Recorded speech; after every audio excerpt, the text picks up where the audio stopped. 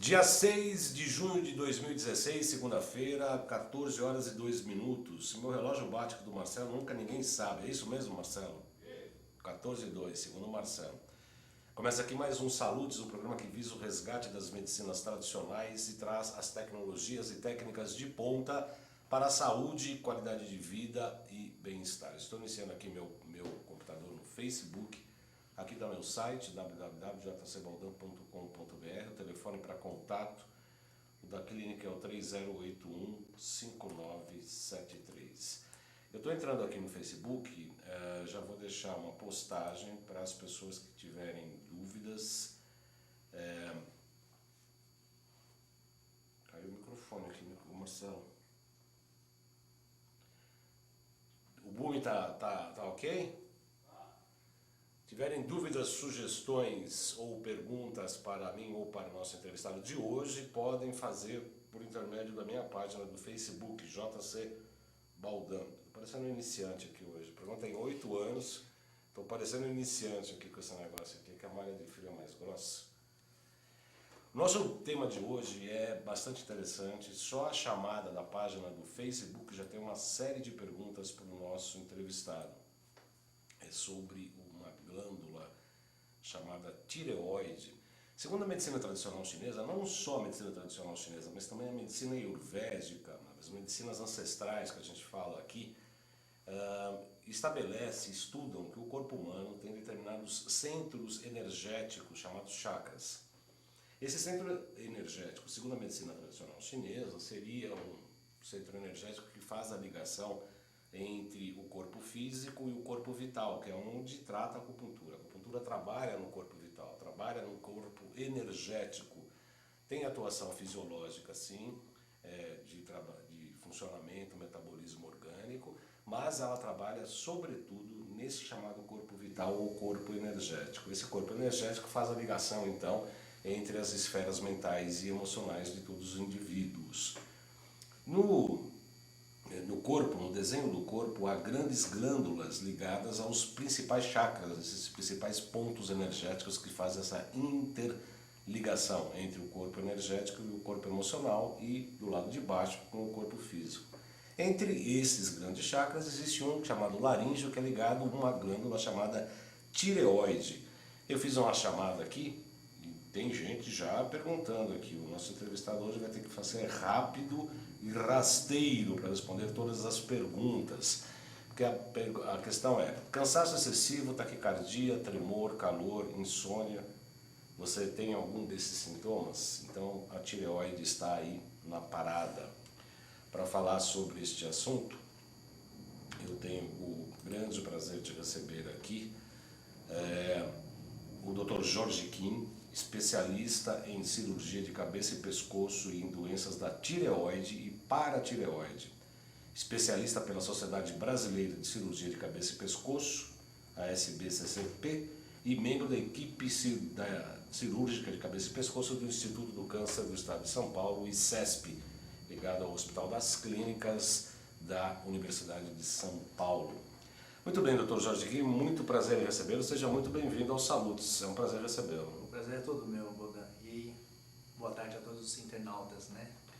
Dr. Kim, a tireoide é um tema que está chamando a atenção de muitas pessoas, como a gente já falou, né? O cansaço excessivo, pele seca, unhas quebradiças, insônia, falta de sono, muito cansaço por um lado. Pode haver também o hipertireoidismo, que, como falávamos há pouco, é menos frequente, né? Menos intenso em relação à população. Mas o senhor, como um profissional da área, está percebendo que patologias ligadas à tireoide são crescentes ultimamente? Com certeza, ultimamente tem se falado muito, acho que até há uma procura muito grande sobre o assunto da tireoide.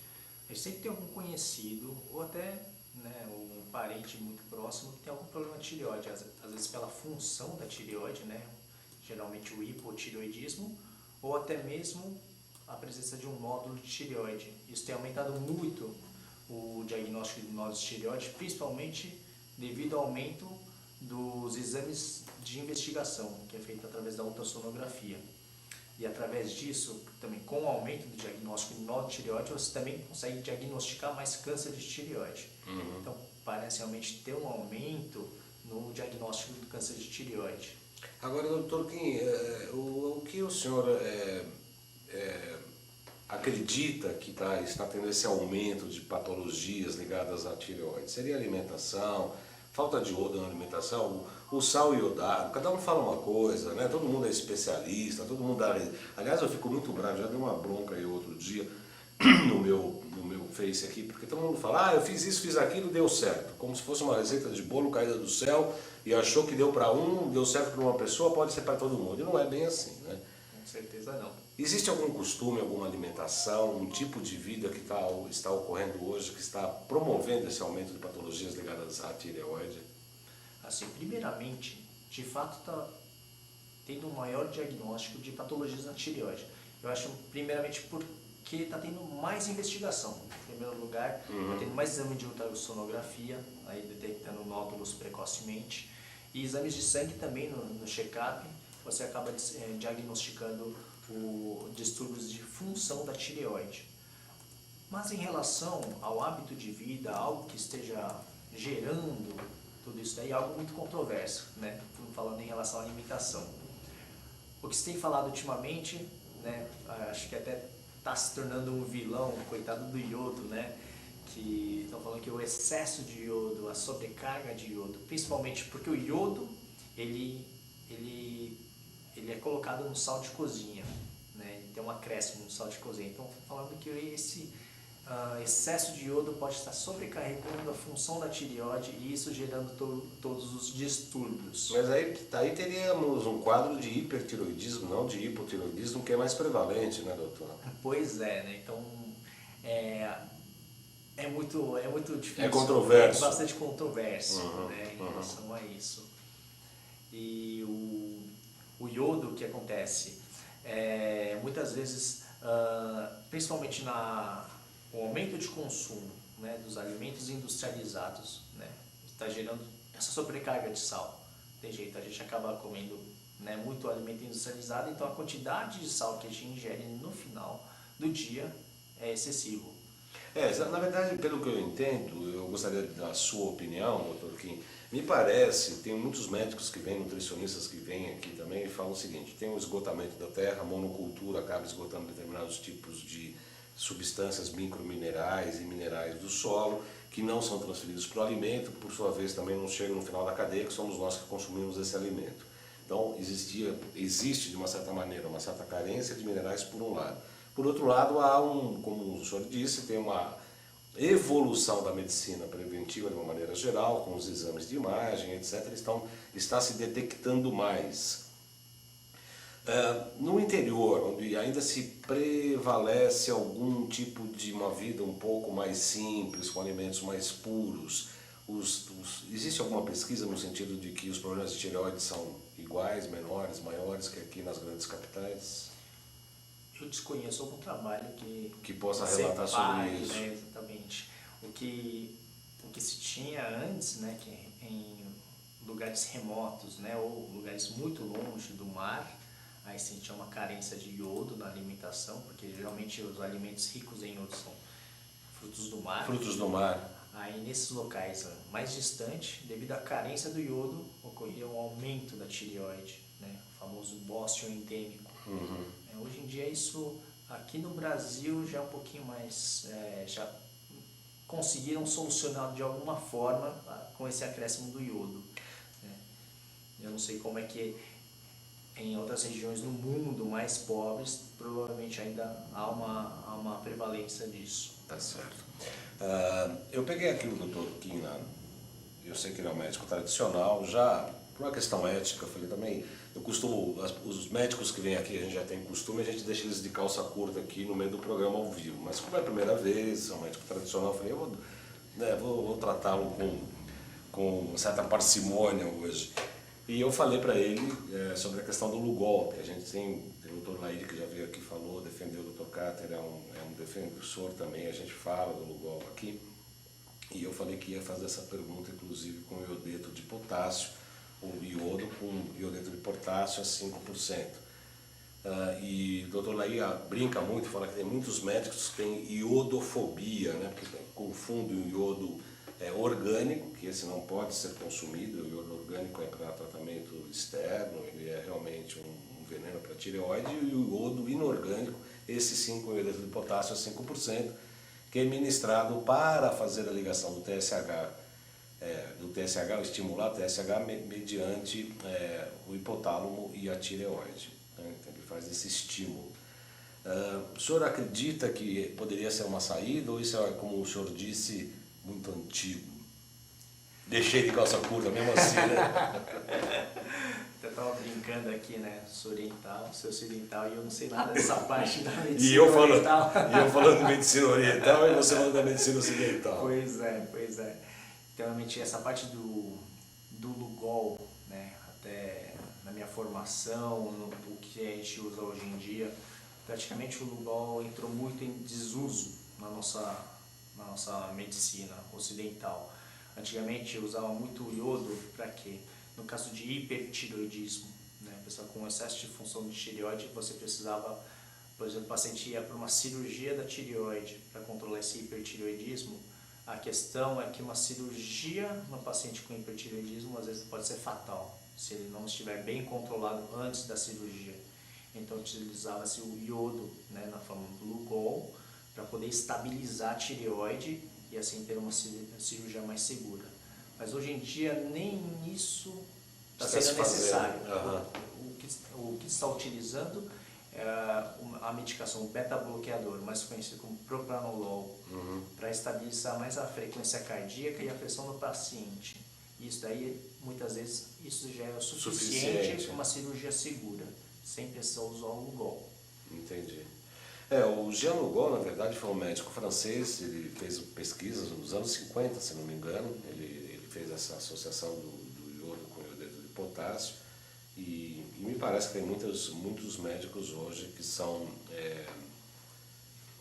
que prescrevem, que são favoráveis à utilização do Lugol. Olha, eu quero agradecer aqui aí Neuza RB, a Júlia Burchild, a Lilian Voiskov, que já mandou para a mãe dela. Olha aí, mãe, presta atenção, se liga. Cléa Duarte, a Nara Alcântara, lá de João Pessoa, assunto maravilhoso, estou acompanhando. Gislane Fidelis diz que não vai aguardar o link. Mas a Cléa Duarte fala assim, estou sentindo tudo isso. Tudo isso é o cansaço, taquicardia, cansaço excessivo, tremor, calor, insônia e etc. Porém, fiz os exames que poderiam indicar e estão normais. O senhor poderia ajudá-la de uma certa maneira ou indicar um exame em especial para a tireoide ou é T4, T3? Que o T3, o chamado T4 reverso, reverso T4 reverso que os médicos não pedem. Não, T4 é o que, na verdade, é o T3 reverso, é o T3 reverso. É o T4 e principalmente a forma livre dela, né? T4 livre é o que é uma padronização internacional, então é o que tem se utilizado mais na hora de pedir os exames, né? Basicamente o TSH e T4 livre, para poder ver a função da tireoide. Claro que todos esses sintomas que ela está apresentando são característicos de uma disfunção da tireoide. Porém, culpar a tireoide por tudo, né?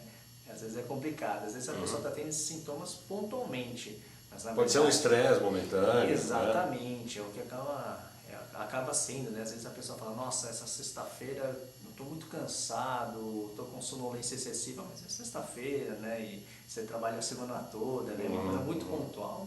Não dá para julgar, culpar a tireoide por isso. De repente vira culpada de tudo. Exatamente, né? Que na sexta-feira você vai colher o exame de sangue, a tireoide está alterada e ela é culpada por isso, né? Geralmente os sintomas são crônicos, né?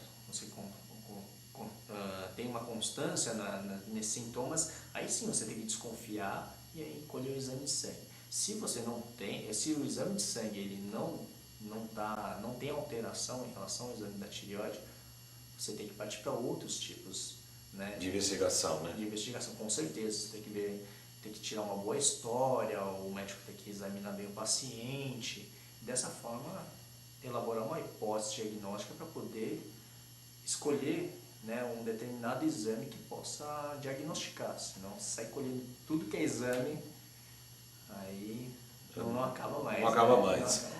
Eu, curiosamente, doutor Kim, eu estou atendendo um paciente recente, foram 2 sessões, a gente está fazendo acupuntura e está sendo acompanhado por outros médicos, porque a acupuntura ela é bem interessante como uma medicina complementar, ela pode se associar a qualquer tipo de tratamento, fitoterápico, alopático, homeopático, pai de santo, benzedura, faz qualquer coisa, a acupuntura ajuda a qualquer coisa. E esse paciente em especial, ele está com um bócio bastante evidente, aliás são 5 glândulas, uma delas bem proeminente na raiz do pescoço. E curiosamente todos os exames dos hormônios de tireoide estão normais. Isso é comum? Sim, é muito comum. A gente precisa dividir, né, esses distúrbios da tireoide em o distúrbio funcional da tireoide e o distúrbio morfológico. Anatômico. Tá? Anatômico. Não necessariamente a pessoa tem um nódulo de tireoide, ele vai ter uma alteração na função tireoidiana. Tá? Existe uma doença que você tem um nódulo na tireoide e esse nódulo começa a produzir excessivamente o hormônio da tireoide, também chamada de doença de Plummer. Isso é raro, é difícil de encontrar. Então, uma vez que você encontra um nódulo de tireoide, não necessariamente você vai ter um distúrbio hormonal, tá? E vice-versa. Então, nesse caso, esse paciente Que tem um bócio volumoso, pode ser mesmo que ele esteja com hormônios normais, porém a gente precisa ver os sintomas que ele tem em relação ao volume, né, do bócio.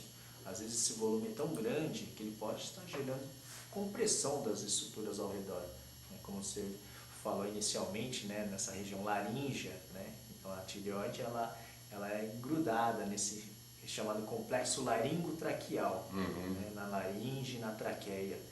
E atrás também existe o esôfago. Se você tem um bócio muito volumoso, às vezes ele pode começar a comprimir essas estruturas e a pessoa passa a ter sintomas como falta de ar, né, por comprimir a traqueia, e até dificuldade para engolir quando começa a comprimir o esôfago. Tá? E às vezes até rouquidão, dependendo, se tiver acometendo o nervo que controla as cordas vocais. E aí, nesse caso de um bócio proeminente, como é o caso, a indicação é cirúrgica, parcial, numa medida mais conservadora, extração total, como é que é? Dificilmente um nódulo ele acaba diminuindo ou desaparecendo, né? Tradicionalmente. Tradicionalmente. Agora eu sou obrigado a falar de medicina chinesa, sou obrigado a falar de medicina chinesa. Até que eu saiba, tradicionalmente é difícil. Quais seriam as indicações de se extirpar uma tireoide? Se for câncer ou suspeita de câncer, sem sombra de dúvidas, há necessidade de remoção. Agora, nos casos que são benignos, por exemplo, em quais situações você deveria retirar a tireoide? Por exemplo, um bócio volumoso muito grande que gere essas compressões. O paciente se queixa que não consegue respirar bem, não consegue deglutir, aí sim, ele tem indicação de se retirar.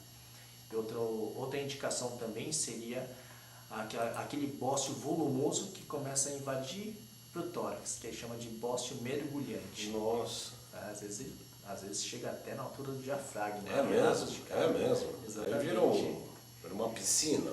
Perde o freio, né? Então o tórax não tem resistência, ele perde o freio e desce. Isso é por falta de uma tonicidade muscular, tórax? É, mas pela falta de resistência que ele tem, né? Porque no momento que ele atravessou aqui o pescoço para o tórax, ele já não tem uma resistência, ele cresce mais facilmente. Entendi. Eu quero lembrar que o programa Salutes tem o patrocínio da Quantum Bio, uma empresa pioneira e especializada no desenvolvimento de produtos e serviços na área da saúde preventiva, a partir da tecnologia de biorressonância amplamente utilizada hoje na Europa e no Japão. A Quantum Bio oferece para profissionais da área da saúde um método de avaliação e acompanhamento terapêutico através de equipamentos, produtos e ciclos de capacitação em biorressonância. Tem um curso também de pós-graduação em biorressonância que eu estou fazendo, tem médicos do Brasil inteiro que nos acompanham aqui no Salutes e que estão nesse curso por conta do nosso programa, pelo qual eu agradeço. Nós estamos aprendendo muitas coisas lá. Particularmente a este paciente, Dr. Kim, a gente está no GOL, e tem uma técnica com a medicina chinesa que qualquer protuberância, nós trabalhamos com circlagem subepitelial, que é circular uma determinada região em que a patologia, E a gente tem que ter uma manobra de agulhas para sedar, ou seja, tirar a concentração energética do local. Parece que ele está engolindo melhor e visualmente parece que está reduzindo um pouco. Está tomando os remédios também, os produtos quânticos para a tireoide, os remédios que são de informação, são remédios que têm frequência da tireoide. A gente dá a informação da frequência. Ó, a tireoide você tem que ter tal frequência. Então ele toma essa frequência para ele ter esse funcionamento. Como se fala assim, olha, o caminho é por aqui, informacionalmente. E parece que ele está tendo, vamos fazer um período de 4 a 5 meses, porque o caso clínico é de realmente extração de tireoide. E aí eu te aviso. Aí eu trago um paciente, a gente vem aqui, vamos fazer um outro programa sobre isso. Vamos, com certeza. Eu vi o Dr. Kim, ele tem a cara redonda, eu falei, pô, eu vou falar de acupuntura para um chinês. Ele falou, não, eu sou coreano. Porque a formação, porque assim, pouca gente faz. A pessoa fala, japonês tem o olho puxado, é tudo igual. Não, não é tudo igual. Não é nada disso. Poucas pessoas têm a possibilidade de perceber isso. Eu sou uma delas. Eu bato o olho, às vezes eu erro, como hoje. Né? Chinês, não, coreano. São muito parecidos. Muitos confundem. Muitos, né? A Sueli Marquezine já fez pergunta antes do programa. É normal passar de hipo para hipertiroidismo? Uma disfunção da tireoide pode causar inflamação nas pálpebras oculares? Eu acho que mais essa pergunta seria do hiper para o hipotireoidismo. Existe uma doença não muito comum, chamada de tireoidite subaguda ou tireoidite aguda. Às vezes é causada desencadeada por uma infecção e ele acaba gerando uma inflamação na glândula tireoide. A infecção é genérica ou a infecção já é localizada na tireoide? A tireoidite aguda já é na tireoide. Já é na tireoide. A subaguda ela é desencadeada por alguma infecção, geralmente algum quadro relacionado a vias aéreas superiores, como uma gripe, por exemplo. E o que acontece na tireoidite subaguda ou tireoidite aguda? Você primeiramente tem uma destruição das células tireoidianas em massa. Então você tem uma liberação do hormônio tireoidiano na corrente sanguínea, levando a um hipertireoidismo. Depois que ocorre a degradação desse hormônio tireoidiano, a pessoa pode passar por uma condição de hipotireoidismo, porque como houve uma destruição das células tireoidianas, agora você passa... Pelo excesso, ela entra... Eu não diria falência, mas não é uma falência. Seria uma falência, mas por destruição mesmo das células tireoidianas. Entendi. Que produzem hormônio. Entendi. Então a pessoa ela passa por uma condição de hipotireoidismo. Então, esses quadros, por exemplo, vou falar mais da tireoidite subaguda, a pessoa chega com uma dor no pescoço, um aumento da tireoide, às vezes pode ter uma febre um pouco inespecífica e com taquicardia, né, aumento da frequência cardíaca, com sintomas de hipertireoidismo. Aí você controla o paciente com as medicações, às vezes precisa utilizar até corticoide para isso, né, porque às vezes tem uma dor excessiva. E depois que passa essa fase, ele passa por um estágio de hipotireoidismo. Aí você tem que entrar com o hormônio tireoidiano, né? T3, T4. Isso, é a levotiroxina, né? Que é o nome genérico da medicação. Tá? Agora, em relação às pálpebras, né? Eu imagino que ela esteja falando aqui dos olhos esbugalhados do hipertireoidismo, né? Mais relacionado à doença de Graves. A doença de Graves é uma doença autoimune, né? Que é o principal representante do hipertireoidismo, e nesse caso você tem um acúmulo, um inchaço, né, na gordura atrás da orelha, atrás dos olhos, dos músculos também. Isso faz você ter um aumento, né, uma proctose, né, o olho fica esbugalhado, né, os olhos bem saltados do hipertireoidismo. A assessora de imprensa está copiando tudo, acho que vou ter que cobrar comissão lá da chefe lá. Tem mais perguntas aqui, Dr. Kim. Neuza RB pergunta se as patologias da tireoide sempre são genéticas ou podem ser adquiridas. Sim. Vamos ver algumas patologias que a gente tem na tireoide. Por exemplo, o hipotireoidismo. O principal representante, a principal causa do hipotireoidismo é a doença de Hashimoto, né? Uma doença autoimune. Ele está muito ligado à genética. Mas claro que, como a gente mencionou no começo em relação ao iodo, numa região, né, de carência de iodo, né, você pode ter o hipotireoidismo. Então é um fator externo que causou esse problema. Então não necessariamente é tudo genética. A genética muitas vezes acaba remetendo à parte de câncer, por exemplo. Há diversos tipos de câncer de tireoide. O mais comum seria o carcinoma papilífero. A relação genética dela não é tão forte, tá? Mas claro que se você tem nódulo de tireoide, você tem uma mãe, uma tia, parentes de primeiro grau que tem um câncer, um histórico de câncer de tireoide, é claro que você é mais suscetível a ter. O câncer de tireoide que mais está relacionado à genética, fortemente ligado, é o carcinoma medular de tireoide. Ele não é tão frequente, mas dentre esses medulares existe a forma familiar dela. Nesse caso sim, a genética é muito forte, muitas vezes parentes com alterações genéticas necessitam ser submetidos a uma extirpação da tireoide mesmo antes de desenvolver o câncer de tireoide, de uma forma profilática. Marcelo, nós estamos com a transmissão normal, tem muita gente reclamando que não está conseguindo acessar aqui. É a chuva. Tá normal? Tem umas 3, 4 pessoas aqui que não estão conseguindo, estão até chorando aqui. Nana Oliveira do Rio também, no Rio de Janeiro, em Porto Alegre não tem transmissão, tem uma imagem parada. Deve estar chovendo muito, acho que os bits e os bytes estão enferrujados aí no espaço sideral, já que eles não passam pelos fios. Excesso de sono é hipotiroidismo? Pergunta a Cláudia Marques. É só eu sentar e ler? Pronto. O sono ataca. O que fazer? Minhas unhas são fracas, meu cabelo cai todo desde quando minha mãe faleceu. Olha aí, a foto, ela está mandando uma foto, usa o lenço. Eu tomo Lugol, 4 gotas todas as manhãs, selênio, magnésio, há 6 meses. Geleia real dia sim, dia não, ômega 3 em cápsula pela manhã.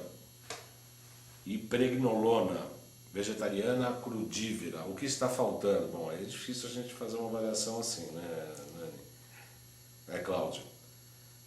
Ela está com hipotireoidismo, doutor? Sintomas são bem clássicos. Bem clássicos do hipotireoidismo, que ela falou, né? Sonolência, unhas quebradiças, queda do cabelo, mas também a gente não pode, como eu disse, culpar a tireoide, precisa de uma investigação. Um pouco mais aprofundada, né? Claro. Eu vi que a alimentação dela também é muito boa, só que muitas vezes alguma deficiência de algum nutriente que pode gerar esse quadro, né? Claro, com certeza. Eu atendi uma pessoa recentemente, doutor Kim, é incrível. Nós temos método para fazer avaliação, por método de biorressonância, para ver a ascendência sanguínea. E normalmente o tipo O, que é o mais guerreiro, o mais primitivo, ele precisa da proteína animal, proteína de carne mesmo. E chegou uma pessoa com doença autoimune, toda com artrite, já chegando à artrose, toda inchada, olhos esbugalhados, etc. Já tem quase 80 anos. Mas vegetariana, comendo leite, tomando leite, que deu no teste intolerância, e glúten, que deu intolerância, tem desbiose intestinal e, assim, por isso que não cabe sempre a regra geral. Eu falei, você precisa comer carne, proteína animal. Ela se nega porque ela tem dó de bichinhos. Você tem acompanhado casos parecidos no seu consultório em que há uma indicação nutricional e... Você pode desligar para mim ali, por favor, desculpe. Uma carência nutricional em que possa estar ocasionando um problema, não? Felizmente eu não encontrei alguém assim, né? Já encontrou? Não encontrou? Mas com um hábito bastante assim, vegetariano, né? A grande maioria sempre tem uma alimentação muito variada, né? Não tão no extremo, né? Mas só que, claro que a alimentação sempre tem que ser variada, né? É difícil, é complicado a gente querer ficar discutindo em relação ao que é a alimentação ideal, né? Isso é uma grande questão. Se discutiu aqui, tanto o Dr. Lair quanto o Dr. Carter falam exatamente isso. Que falta conhecimento de nutrição aos médicos, na formação médica, que médico tem que saber de nutrição, porque grandes patologias podem ser ocasionadas pela desnutrição ou uma nutrição inadequada. O senhor concorda com isso? Concordo plenamente. E também a nutrição. Obrigado, viu? Eu acho que a nutrição é algo muito difícil, principalmente estudos relacionados à nutrição são bastante complicados. É difícil você pensar no ser humano como um ratinho de laboratório, né? E, hoje você só vai comer uva durante 10 anos, né? Não tem como fazer isso daí, E a gente percebe. Exatamente, mesmo porque, doutor Kim, a gente, pela medicina chinesa, cada um tem 5 tipos, né? Cada um dos elementos predominantes de acordo com a natureza, com o metabolismo, é tudo diferente. O que é bom para uma pessoa pode não ser tão bom para outra, pode até prejudicar. Por isso que não há regras gerais nesse sentido. Então eu creio que a saúde vai evoluir, os estudos médicos de nutrição vão evoluir no sentido de identificar cada paciente como um indivíduo, como um único, né? Para aí sim se adaptar e trabalhar com cada um deles, né? Eu acredito plenamente nisso, ainda mais na minha área, sendo cirurgião de cabeça de pessoas, não é só tireoide que eu trato muito parte de câncer, principalmente na cavidade oral, na laringe. E a gente vê nitidamente como há pacientes que eles possuem o mesmo diagnóstico, né? No microscópio é o mesmo tipo de célula, só que o comportamento é diferente de um paciente com o outro. E a etiologia também provavelmente pode ser diferente também, né? Geralmente essas patologias de cavidade oral, de laringe, geralmente é causada pelo tabagismo e etilismo. Então Certo. A etiologia acaba sendo a mesma nesses pacientes. Entendi. Porém a gente vê diferentes tipos de comportamento no tumor. Então acredito que realmente há muitos fatores, não somente microscópicos, mas bem menor do que isso, né, na base molecular, que esteja realmente gerando essas diferentes características. Isso vai ser descoberto cada vez mais e cada vez mais vai se individualizar mais o tratamento de cada paciente. Acredita que vai individualizar? Com certeza, com certeza. Mesmo porque a reação, inclusive, é diferente, né? Sim. Por mais que você faça um procedimento parecido ou igual, primeiro que não dá para ser igual. Só como médico cirurgião sabe que não dá para fazer 2 cirurgias iguais. Não existe, né? E aí a recuperação depende de cada metabolismo, inclusive, eu creio muito nisso, inclusive dependendo do estado emocional do paciente. Né? Com certeza. Você ir para um procedimento cirúrgico confiante e ao contrário, se você vai já se entregando, eu vejo nitidamente como o pós-operatório é diferente. As pessoas que estão confiantes é outra evolução. A pessoa que já se entregou, não está mais confiante, você vê que realmente o comportamento, a evolução é bem mais complicada, muitas vezes. O senhor tem uma postura mais conservadora ou mais radical no sentido de extração da tireoide quando se tem algum nódulo ou um tumor? Ele dá risada também, né? O oriental é assim, né? Você dá uma tijolada, ele ainda dá risada, olha assim, mas precisa tomar cuidado para ver o que vem de volta, né? Essa questão é muito interessante e que tem bastante discussão hoje em dia, né, em relação à extração da tireoide. Eu até falo que a cirurgia da tireoide passou por alguns períodos, né? Existia a época lá, nos anos 70 mais ou menos, que tinha nódulo, só ressecava o nódulo. E aí deixava o restante da tireoide. Aí com o tempo, eles foram vendo que esses nódulos recidivavam. E nesse tempo melhorou a reposição hormonal, então aí começaram a acreditar que, opa, tem um nódulo, já tira toda a tireoide, já tem um remédio que vai conseguir substituí-lo. Mas hoje em dia, a gente vê que alguns pacientes, graças a Deus a maioria, com a reposição hormonal, eles ficam bem. Mas há alguns pacientes que demoram, né, ou às vezes não conseguem se adaptar à medicação, na reposição hormonal. Então, eu sou mais dessa parte conservadora. Se for para tirar tudo, só se realmente tiver uma indicação, por exemplo, um câncer, um tumor maligno, aí sem sombra de dúvidas, eu sigo o consenso, né, da American Thyroid Association, né, que seria extirpar a glândula. Claro, há umas exceções para tumores menores, mas de regra é retirar inteiro. Porém, se você tem um nódulo só de um lado da tireoide, e você tem uma indicação cirúrgica, porque na biópsia, na punção, veio uma suspeita de câncer, o que eu faço? Eu retiro esse lado da tireoide com esse nódulo, encaminho para o patologista na hora que faz o exame de congelação. Se ele confirma que é um câncer de tireoide, eu acabo retirando, eu totalizo a tireoidectomia, tiro o restante. Porém, se ele fala que não é um câncer, é benigno aquele nódulo, e o outro lado não tem nódulo nenhum de tireoide, eu prefiro deixar. Prefiro que o paciente se mantenha com um hormônio endógeno, Sim. que eu acho que faz muita diferença no controle pós-operatório. Quem fica com metade da tireoide, metade não precisa repor hormônio, e aquela metade que precisa, geralmente precisa de uma dose menor. E eu vejo que é mais fácil de controlar, principalmente os sintomas.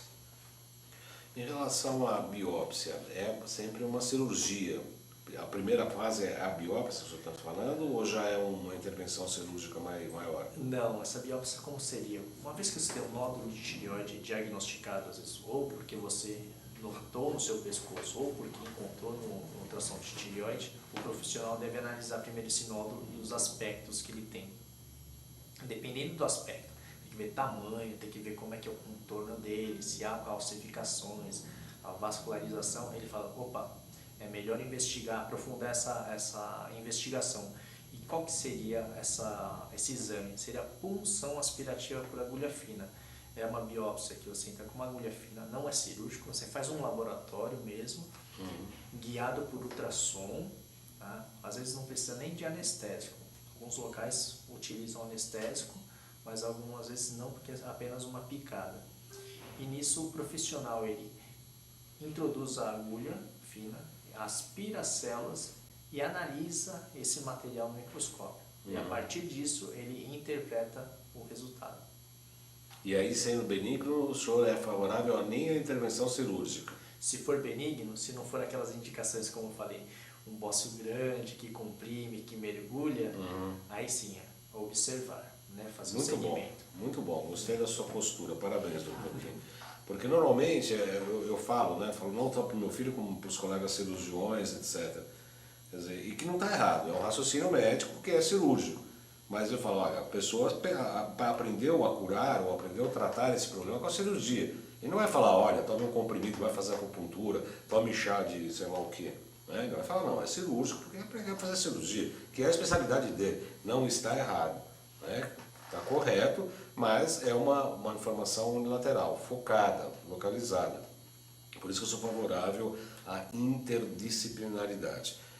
Parece que nós estamos com alguns problemas de transmissão, algumas pessoas não estão recebendo o programa, mas eu pedi para fazer a pergunta.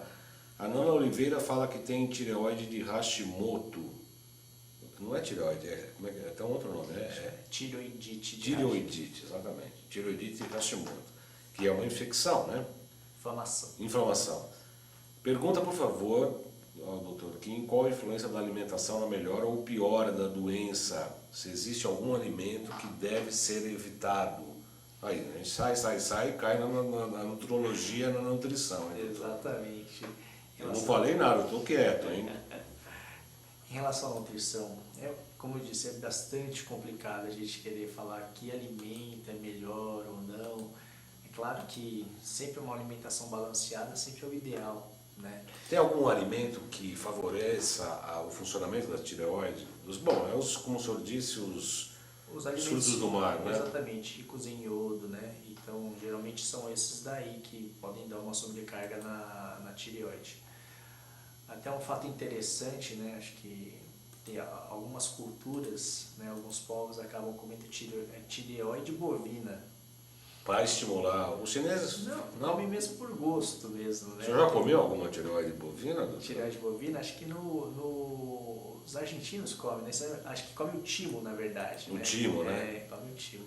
Os chineses falam que você se alimentar de determinado tipo de órgão, você está se beneficiando daquele órgão em tese seu, né? Exatamente, é o que acontece lá com os tigres, né? Os ossos do tigre, né? É uma coisa um pouquinho ilegal, né? Eles comem osso e vira tigre, é isso? Como é que é? Ganha força, né? Ganha força. Ganha até lista, né? E é engraçado que até tem um termo para esse caso, quando você come a tireoide, tem um hipertireoidismo, né? Chama até hipertireoidismo hambúrguer, né? É mesmo? Por causa do quê? Porque você acaba tendo um aporte muito grande do hormônio tiroidiano consumido, você pode ter uma elevação do hormônio tiroidiano por isso. Tem mais perguntas aqui feitas anteriormente. Nós estamos realmente com algum problema na transmissão, mas temos perguntas que já foram realizadas anteriormente. A Nani também, uma outra de hipotireoidismo. Fui diagnosticado com hipotireoidismo há 10 anos e engraçado, bate com o que o senhor estava falando. Diz que subia e descia. Ela sentia subir e descer. Isso acontece? Sim, claro. No começo você pode ter essa variação. Falou que subia e descia, depois o médico disse que era tireoidite. E no caso era tireoidite de Hashimoto, sofre com muitas dores e graves também, que quase me mata, fora um monte de outras coisas. E a pergunta dela é se nesse caso seria só cirúrgico mesmo. No caso, eu não vejo indicação de cirurgia pelo que ela me descreveu. Só por isso, né? Exatamente. Precisa ver se ela realmente... Em relação à disfunção da tireoide, o que indicaria uma cirurgia numa disfunção da tireoide seria o hipertireoidismo. Um hipertireoidismo que você tratou com remédio, ou até mesmo com iodoterapia e não funcionou, que é refratário ao tratamento clínico, aí sim você tem indicação cirúrgica. Mas agora, só por um hipotireoidismo, uma tireoidite de Hashimoto, isso não é indicação cirúrgica a princípio. Para ter uma indicação cirúrgica deve ter alguma coisa associada, algum nódulo, com alguma suspeita maligna ou deve ter alguma coisa... um aumento da tireoide. Nano Oliveira pergunta se chá funciona. É um médico clássico, né? Do HC. É formado no HC, não? Sou formado. Não, do HC é a segunda faculdade melhor do Brasil. A segunda. Eles detestam isso. Eles se acham a primeira. A primeira é do meu filho. Por quê? Porque é do meu filho. Pronto. Meu filho estudou lá, é a melhor. Acabou. Que é a Escola Paulista. Eles brigam lá para quem quer a melhor. Lá em casa meu irmão na Santa Casa, meu irmão na escola, meu pai da Escola Paulista e eu da USP. Da USP. Eu falo que foi evolução. Ainda bem que vocês não vão para, como é que eles chamam aquelas disputas de Olimpíadas, né? Porque os caras só faltam se pegar, né? Um é porco, o outro é não sei o que, como é que é? Um é porco, um é índio, o outro é porco, não é? Tem aquelas cores porcadas, tem aquelas coisas de brigar e tal. E depois todos acabam, né? São todos colegas e tal. Né? Acaba trabalhando junto, está na sociedade, discutindo casos, tudo amigo no final. Então, mas a pergunta da Nana é o tal do chá, obviamente, que eu já vou... Quer que eu responda? Não temos experiência clínica e... por favor. É bastante complicado, eu também não é minha atuação em relação a essa parte, né? A medicina tradicional ocidental ainda parece um pouquinho relutante nessa associação, né? Mas eu acho que para frente, com certeza, vai fazer parte. Doutor Guim, eu acredito muito, doutor Guim, eu não creio, a formação médica brasileira, eu acho que eu fiz um jornal sobre formação médica, um ensino médico, chamava Jovem Médico, isso nos anos 90, hein? Eu já naquela época, precedendo toda a minha formação em acupuntura e depois do programa e etc., eu fazia um jornal sobre a formação médica, eu percorria todas as universidades, Santa Casa, USP, Paulista, entrevistando os professores. E avaliava qual que era o ensino e tal. E de lá para cá eu percebo que a formação médica ela está mais rígida ainda do que já era. Eu não creio que esperar que venha uma varinha de condão ou caia um raio dos céus e possa mudar essa realidade. O que eu creio, eu acredito, e na USP eu fiz no HC, no IPQ, na psiquiatria, psicopatologia, a gente discutia isso. A possibilidade da interdisciplinaridade. Temos um caso aqui, cada um com a sua especialidade, vamos discutir esse caso, cada um fala das suas próprias experiências e vamos evoluir no sentido da melhora do paciente como um todo. Nesse sentido eu acredito, não na mudança da cabeça do médico, que vai começar a fazer chá de erva doce em vez de passar o bisturi, eu não acredito nisso. Sou muito claro nesse sentido. Agora, só acredita que realmente as pessoas vão ter um despojamento para que tenha essa interdisciplinaridade, porque cada um quer puxar a sardinha para o seu lado. Né? Na UIPQ eu lembro que tinha uma mesa redonda ali de depressão, tinha um geneticista falando tudo que era genético, tinha um freudiano que era complexo, tinha o biólogo que falava que era celular, o químico que falava que era um distúrbio neuroquímico, genético, etc, etc. Aí eu levantava a mão e falava, ó, eu quero um pai de santo e um... Né? Falava, não, é possessão, quero um budista falando que é tudo impermanente. Já que é interdisciplinaridade, vamos ouvir todo mundo. Só acredita nesse despojamento do ser humano ou os saberes são mais importantes para o ego de cada pessoa?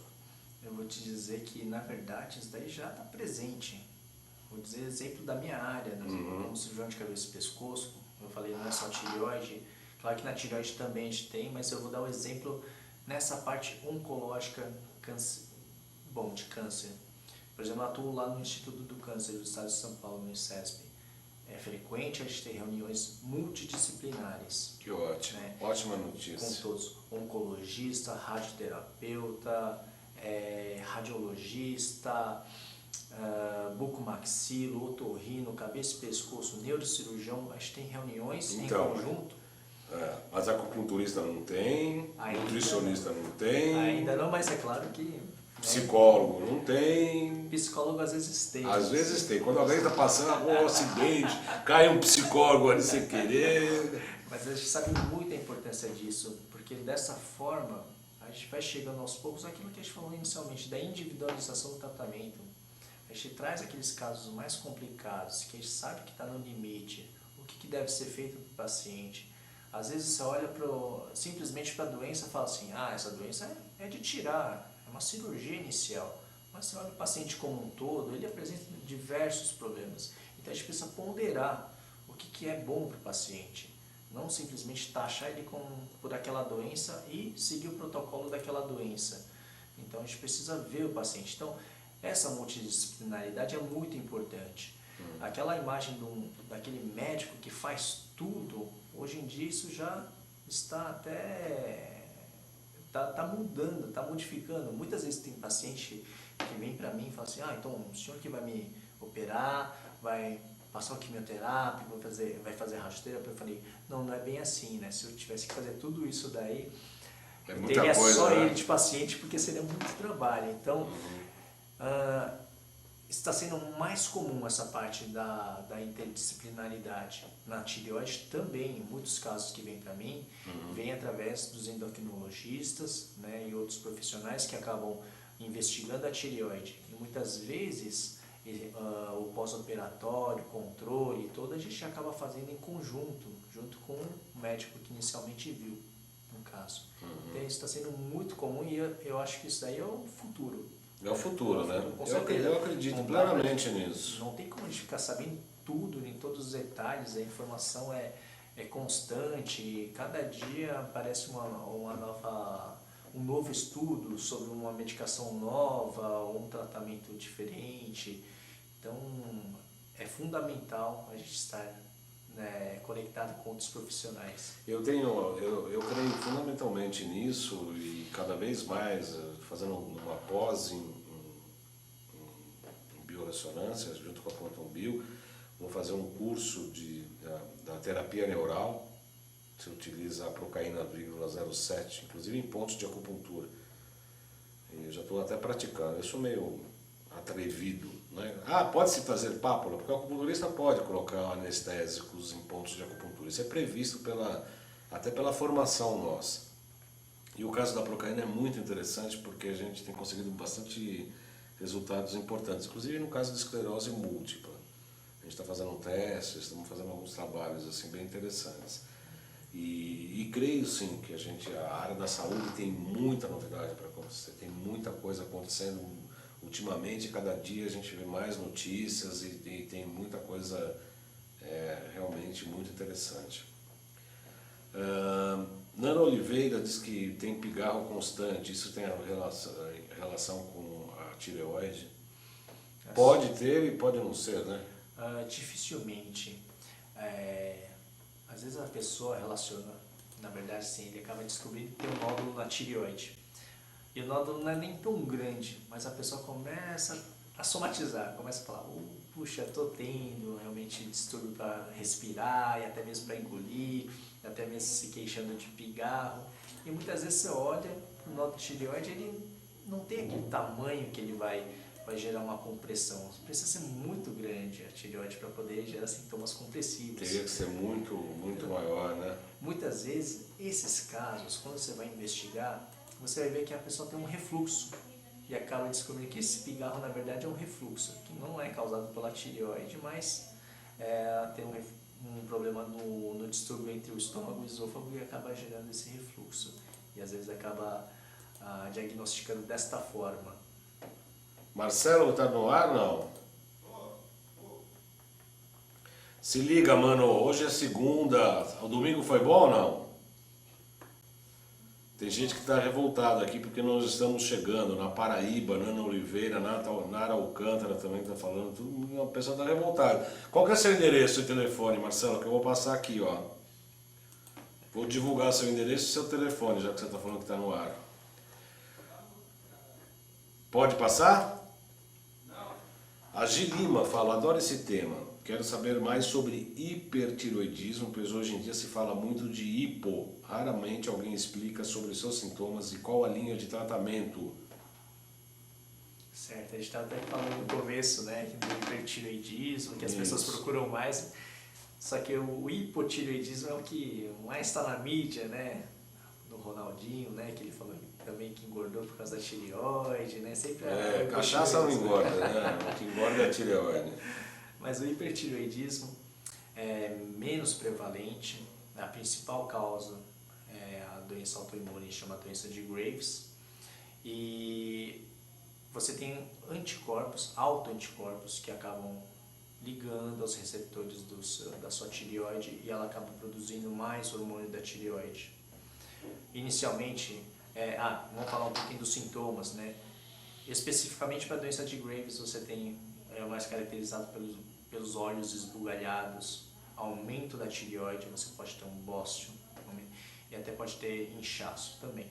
E outros sintomas em relação ao aumento do hormônio da tireoide, a frequência cardíaca aumenta, esse aí é o principal, assim, que muitas vezes o paciente se queixa de palpitações, você olha o paciente na consulta, a frequência cardíaca está elevadíssima, acima de 100 batimentos por minuto. E isso daí que o paciente necessita tanto de remédio para diminuir a função da tireoide, assim como a medicação para controlar a frequência cardíaca, o beta-bloqueador, né, o propranolol. Então são essas duas medicações iniciais que você geralmente dá para um paciente que tem hipertireoidismo. Então, o risco, doutor Kim, vindo um pouco aqui do nosso lado da medicina chinesa, mais natural, etc., tanto o beta-bloqueador ou outros remédios, produtos que façam com que haja uma depressão na pressão arterial, isso a gente percebe que é importante, é fundamental. O que a gente prevê, ou a gente pensa que não tratar a origem do problema, você pode cronificar essa medicação aí para a pessoa. Às vezes o médico fala, não, você vai ter que tomar o resto da vida e tal. Não acha que é muito prematuro demais falar tem que tomar o resto da vida e pronto, eu sei e acabou?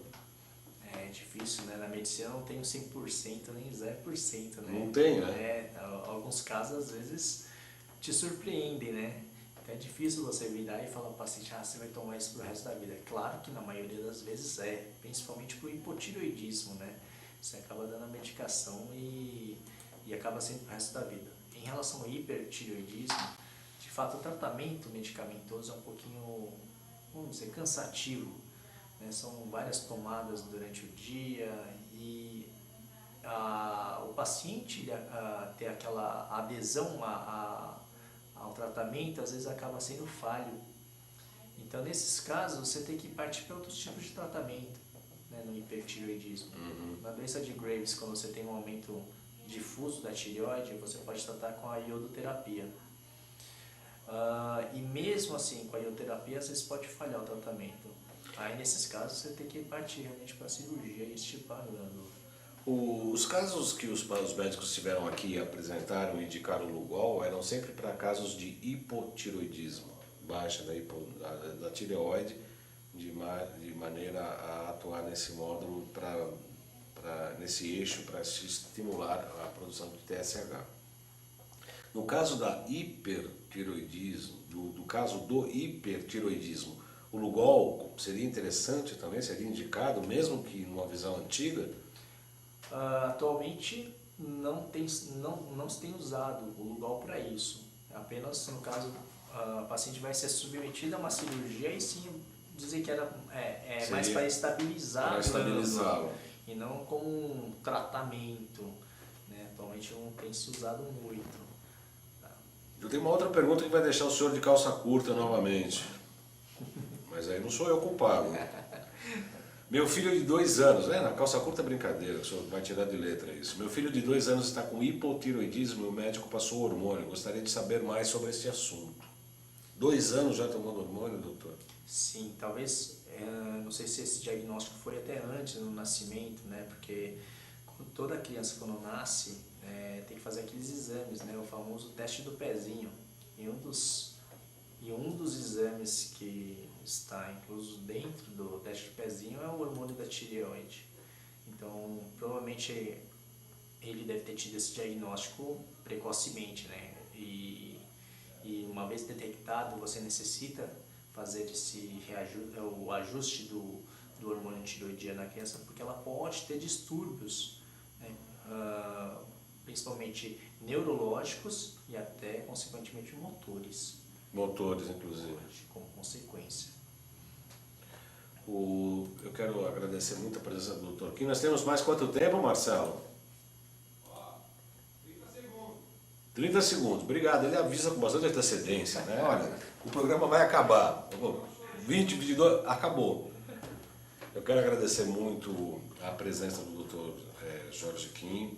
Ele é um especialista em cirurgia de cabeça e pescoço e em doenças da tireoide e paratireoide, especialista pela Sociedade Brasileira de Cirurgia de Cabeça e Pescoço e membro da equipe da cirurgia de cabeça e pescoço do Instituto do Câncer, aqui do estado de São Paulo, o ICESP, ligado ao Hospital das Clínicas, Faculdade de Medicina da USP. Então, Jorge, eu tenho certeza que, infelizmente, tivemos problema na transmissão, não tivemos transmissão para todo o mundo, né? Nós temos internautas que curtem nosso programa no mundo inteiro, mas esse programa vai para o YouTube, em 2 canais, ele vai estar disponível. As pessoas normalmente escrevem, e eu gostaria de saber se as pessoas que tiverem dúvida, como é que faz para entrar em contato, você pode deixar e-mail, porque o CRM não quer nem isso, né? Vocês não podem nem falar nada, né? Não existe, né? Você pode deixar algum contato, alguma... Claro. O meu e-mail é Jorge Kim, Kim é com M de Maria, né? Jorge Kim, @Alira Clínica, nosso consultório.com.br. E eu recebendo também, se me permite, eu repasso. Claro, e a gente vai estudando junto, aqui vamos aprendendo. Foi bastante interessante, bastante importante, porque o nosso programa procura fazer essa ligação das medicinas tradicionais com as medicinas ocidentais e tem que ter pessoas com a mente abertas e dispostas a isso, né? Sob o ponto de vista da acupuntura, a gente atua tanto no ponto do pavilhão auricular, que é um microsistema, tem pontos para a tireoide, a gente pode dar impulsos elétricos, né, pequenos, frequências menores estimulam, frequências maiores com ondas mais longas cedam, então a gente consegue tentar ajudar, né, para dar estímulos naturais para que a gente faça com que a tireoide volte a ser o que era, né? Tanto no caso da hiper como no hipo. Eu creio necessariamente no auxílio da acupuntura em nível multidisciplinar para que a gente possa auxiliar aí os nossos pacientes, né? Então, deixo a câmera aí 2 segundos, né? Porque que nem o Marcelo aqui, vai acabar. 2 segundos para o senhor se despedir do nosso público, agradecendo a sua presença. Para mim foi um imenso prazer participar, espero ter novas oportunidades, trazer algumas novidades se aparecerem. Sim.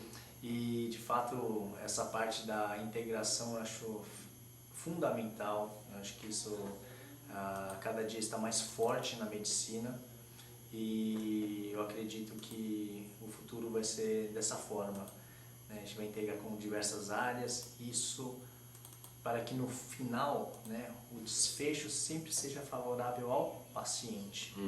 Isso é o mais importante. Isso é o mais importante. E isso é uma visão médica que eu admiro muito sua, porque eu acho que a relação médico-paciente, aliás, nós vamos fazer 2 programas aqui em relação a isso.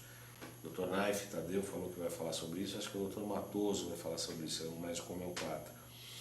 Parece que a relação está mudando um pouco, né? Quer dizer, então a gente se tem uma certa, não é discussão, mas uma opção entre alternativas, né, de tratamento, né? E ao invés de, não, eu sei tudo, você faz o que eu mando e acabou. Exatamente. Parece que essa postura está...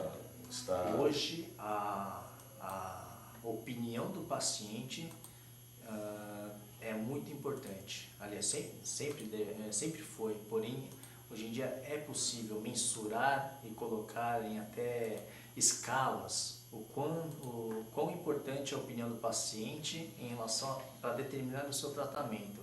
Então isso tá se falando muito hoje em dia. Não é aquela coisa assim, é isso, ponto final, você tem que acatar com isso. Não, de jeito nenhum. A opinião do paciente é fundamental. Muito bom, eu acredito muito nisso. Eu quero agradecer então a presença de todos que puderam assistir. Tivemos alguns problemas aqui de transmissão, como eu disse. Inclusive lá no Rio Grande do Sul, parece que a Marilena Andrade também lá perto de Porto Alegre teve algum problema. Mas esse programa está indo para os canais do YouTube, eu peço para que assistam, tenham dúvidas, escrevam para mim, jcbaldão@gmail.com. Para o meu telefone aqui também, o site, Marcelo, por favor. E dúvidas podem também escrever diretamente para o Dr. Kim. Tem vários canais abertos aqui, o e-mail dele é Dr. Jorge Kim, com K-I-M, @aliraclinica.com.br. Começando, rebobinando, Jorge Kim, K-I-M, @aliraclinica.com.br. Eu desejo a todos uma excelente semana, uma excelente tarde agora, final de tarde de segunda, e boa semana, e até segunda às 14 horas estaremos aqui ao vivo novamente com mais um Saúde, tratando de saúde e tecnologia de ponta para a qualidade de vida e bem-estar. Boa semana a todos.